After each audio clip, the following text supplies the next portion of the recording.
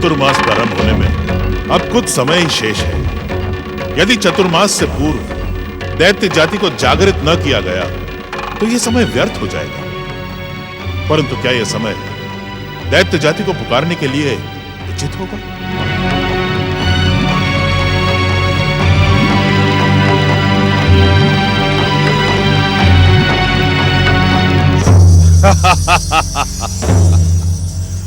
दैत्यों के गुरु शुक्राचार्य उचित और अनुचित की चिंता कब से करने लगे? दैत्य जाति के उज्जवल भविष्य के लिए मुझे उचित अनुचित की चिंता करनी पड़ती है, किंतु तुम्हारी चिंता का परिणाम कभी भी शुभ नहीं होता। दैत्य जाति का उत्थान तुम्हारे द्वारा होता है, किंतु त्रिदेव और त्रिदेवियां उसे समाप्त करने की भूमिका रच देती हैं। और इस समय तो महागणेश ही तुम्हारे शत्रु बने हुए हैं। तुम जिस दैत्य को सफलता के शिखर तक पहुंचाना चाहते हो, महागणेश और उनके अवतार उसे समाप्त कर देते हैं। मैं इस सत्य को जानता हूं, तो महागणेश का विरोध क्यों नहीं करते? परम देव श्री महागणेश का विरोध, ये कैसी मूर्खतापूर्ण बात कर रहे हो तुम? जैसे मूर्खतापूर्ण कार्य तुम कर रहे हो शुक्राचार्य, मेरा कार्य मूर्खतापूर्ण कैसे हो गया? तनिक सोचो शुक्राचार्य। एक ओर तो तुम तामसिक शक्तियों को जगाकर महागणेश के संसार में उपद्रव मचाना चाहते हो, और दूसरी ओर उन्हीं महागणेश के अवतार श्री गणेश के पिता महादेव शिव शंकर की आराधना करने का ढोंग करते हो। क्या तुम्हारा यह कार्य मूर्खतापूर्ण नहीं है? नहीं, शिव की आराधना करना किसी के लिए मूर्खतापूर्ण नहीं हो सकता। उनकी आराधना का ही प्रभाव है कि दैत्य जाति सफलता के सर्वोच्च शिखर पर पहुंची है। शुक्राचार्य, शिव की भक्ति करके भी तुम शिव को पहचान न सके। वास्तव में तो शिव तुम्हें अपनी भक्ति में भ्रमित रखकर असुरों के सर्वनाश की भूमिका रचते हैं। त्याग दो ऐसी शिव भक्ति को, ठुकरा दो ऐसी आराधना को। सावधान, सावधान।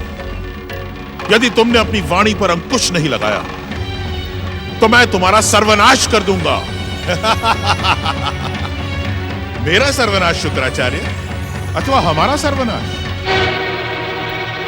शिव भक्ति के मूल्य पर यह भृगुपुत्र शुक्राचार्य अपने जीवन का अंत करने में क्षण भर का संकोच भी नहीं करेगा। शुक्राचार्य को मात्र अपनी शिव भक्ति प्यारी है। तुम धन्य हो शुक्राचार्य, धन्य है तुम्हारी शिव भक्ति, और धन्य है मेरा जीवन, जो तुम्हारे शरीर में आत्मा के रूप में निवास करने का मुझे अवसर मिला। अपने आराध्य पर विश्वास रखो शुक्राचार्य। तुम्हारे मन में उठती दुविधा को देखकर मैं तुम्हारी शिव भक्ति की परीक्षा लेने प्रकट हुआ था, किंतु तुम सफल हुए। दैत्य जाति के भविष्य को लेकर इस समय मेरा मन विचलित है। मैं निर्णय नहीं कर पा रहा हूं कि मेरा क्या करना उचित होगा। अपने मन की दुविधा को अपने आराध्य के चरणों में डालकर तुम वही करो शुक्राचार्य, जिससे दैत्य गुरु का कर्तव्य पूर्ण हो। उस कर्तव्य की पूर्ति के लिए तो मुझे पातालवासी देवांतक और नरांतक को पुकारना होगा। यदि तुम्हारे मन में बैठे तुम्हारे आराध्य भगवान शिव तुम्हें आज्ञा दे, तो तुम दैत्यों का आह्वान करने में विलंब न करो।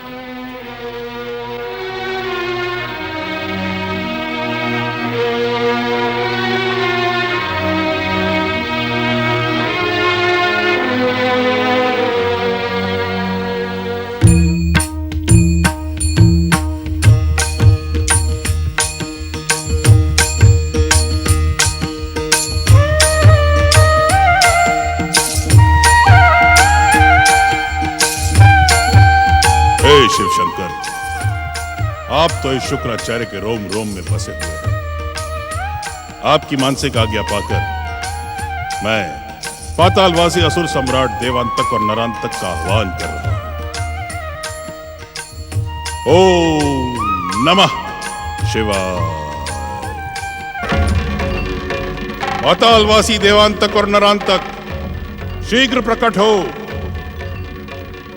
दैत्य गुरु शुक्राचार्य की पुकार सुनकर शीघ्र प्रकट हो देवांतक और नरांतक।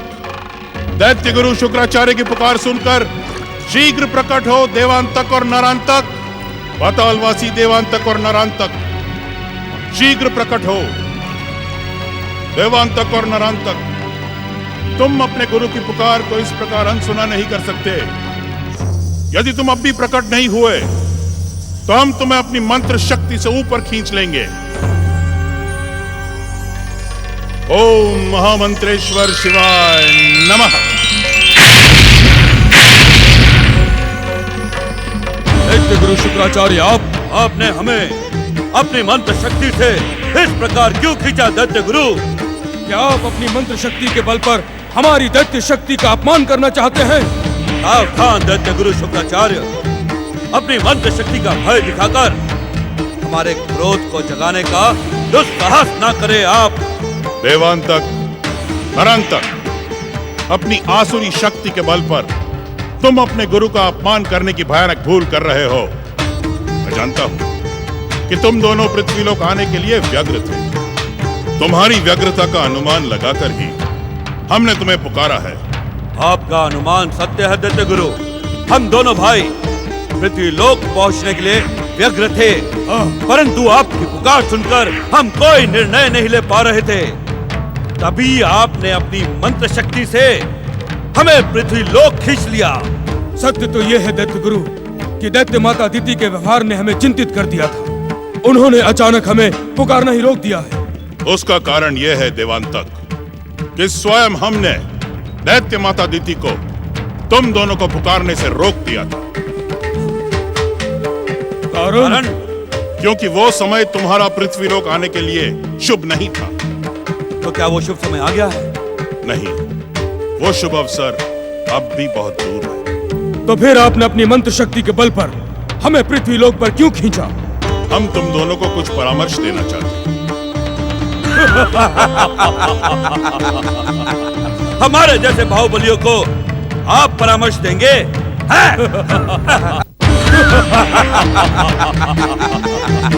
हमारे जैसे बाहुबलियों को आप परामर्श देंगे? जो तुम्हें अपनी मंत्र शक्ति से पृथ्वीलोक पर खींच सकता है, क्या वो तुम्हें परामर्श नहीं दे सकता? देवांतक, नरांतक, परम देव श्री महागणेश के हाथों तुम्हारी मृत्यु पूर्व निश्चित और अटल।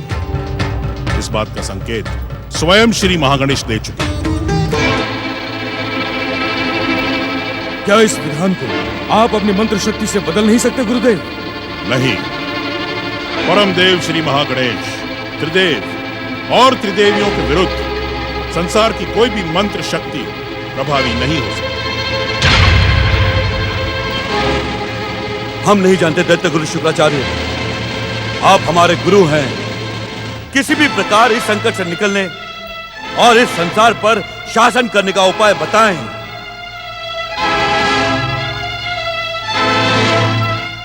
एक उपाय है। आशुतोष भगवान शिव शंकर हम दैत्यों के आराध्य हैं। वे आराधना से शीघ्र प्रसन्न हो जाते हैं। यदि तुम दोनों सच्चे मन से उनकी आराधना व तपस्या करोगे तो वे प्रसन्न होकर तुम्हें अभयदान दे सकते हैं। आप सत्य कह रहे हैं दैत्य गुरु। अपने गुरु पर संदेह करने की मूर्खता मत करो देवांतक। श्री महागणेश भगवान शिव के पुत्र के रूप में अवतार ले चुके हैं।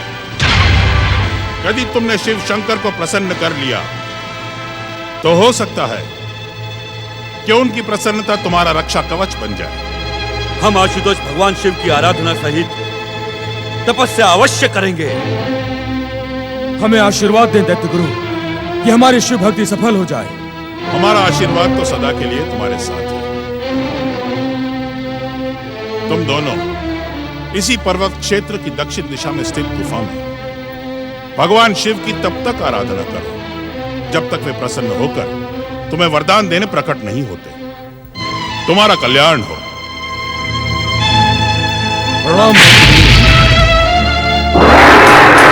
नारायण नारायण नारायण, श्रीमन नारायण नारायण नारायण, नारायण नारायण। देवी अदिति का आश्रम। धन्य है, धन्य है। इसी स्थान पर तो परमदेव श्री महागणेश के अवतार महोत्कच श्री गणेश ने जन्म लिया है। किंतु आज ये आश्रम इतना सूना क्यों पड़ा है? नारद, इस बात का पता लगाना होगा।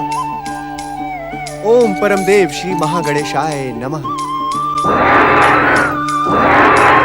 नारायण नारायण।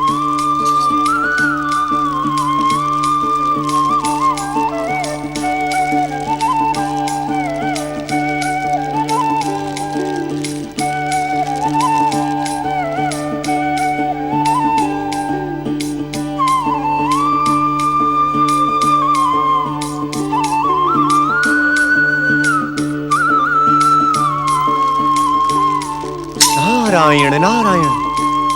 आज देव माता अदिति का आश्रम इतना शांत क्यों है? यह आश्रम तो सदैव महोत्कच की बाल लीलाओं से गूंजता रहता है। नारद, कहीं दैत्य माता अदिति महोत्कच श्री गणेश, ऋषि कश्यप और देवी अदिति को कश्यप आश्रम ले जाने में सफल तो नहीं हो गई? नारायण नारायण।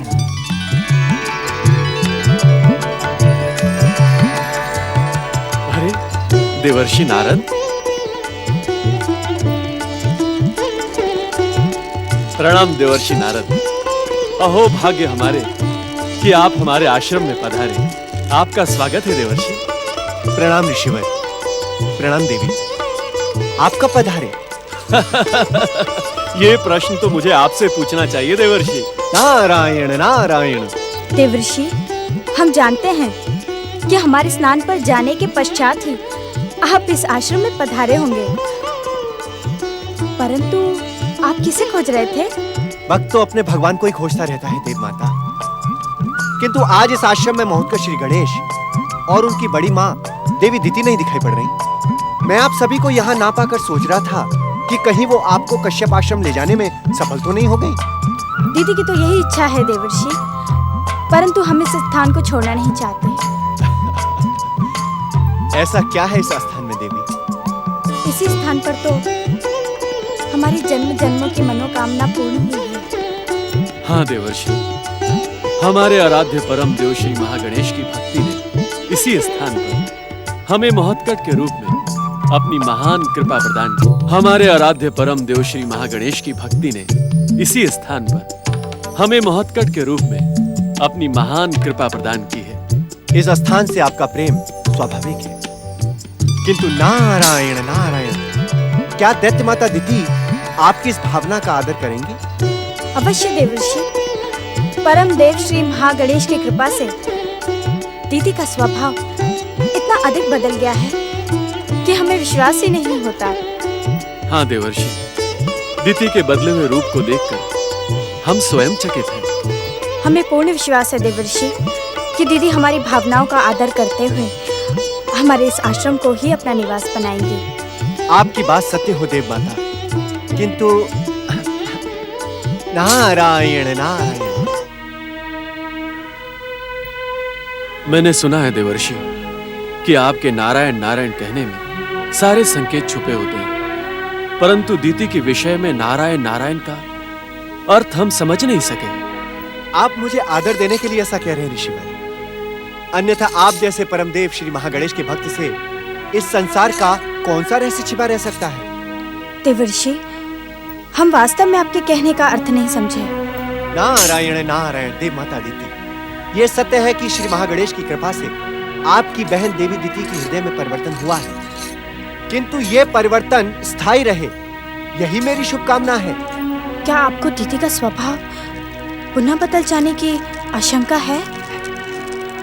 देवी अदिति, आपकी बहन अर्थात दैत्य माता अदिति का स्वभाव किस समय बदल जाए और किस समय क्या कर बैठे, इसका अनुमान किसी के लिए भी लगा पाना असंभव है।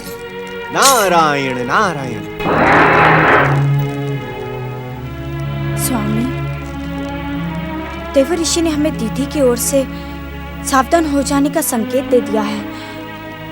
मुझे महोत्कच की चिंता है, वो दीदी के साथ ही गया है। चिंतित होकर अपने मन में बसी श्री महागणेश की भक्ति को भ्रमित ना करो अदिति। अपने आराध्य पर विश्वास करो, वे हम पर कभी भी संकट नहीं आने देंगे।